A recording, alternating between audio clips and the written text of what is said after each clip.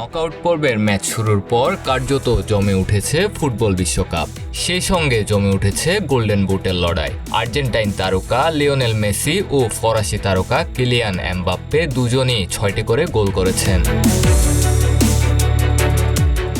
প্রথম ম্যাচে আলজেরিয়ার বিপক্ষে হ্যাটট্রিক করেন মেসি, দ্বিতীয় ম্যাচে অস্ট্রিয়ার বিপক্ষে 2 গোল এবং সর্বশেষ জর্দানের বিপক্ষে 1 গোল করেন আর্জেন্টাইন অধিনায়ক। অন্যদিকে গ্রুপ পর্বের ম্যাচে সেনেগাল ও ইরাকের বিপক্ষে 2টি করে গোল করেন ফরাসি অধিনায়ক এমবাপ্পে।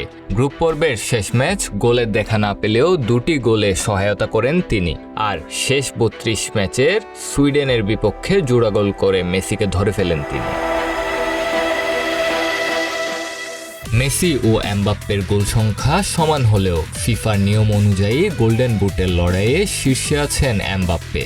ফিফার নিয়ম অনুযায়ী একাধিক খেলোয়াড় সমান গোল করলে প্রথমে বিবেচনায় আসে অ্যাসিস্ট।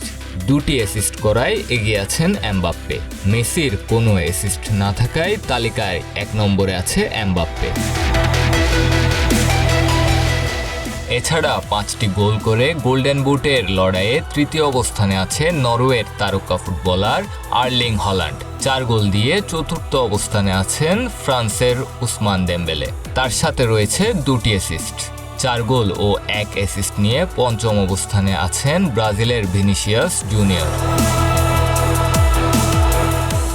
ফুটবল বিশ্বকাপে সর্বোচ্চ গোলদাতার লড়াইয়েও সমানে সমানে টক্কর দিচ্ছেন মেসি ও এমবাপ্পে।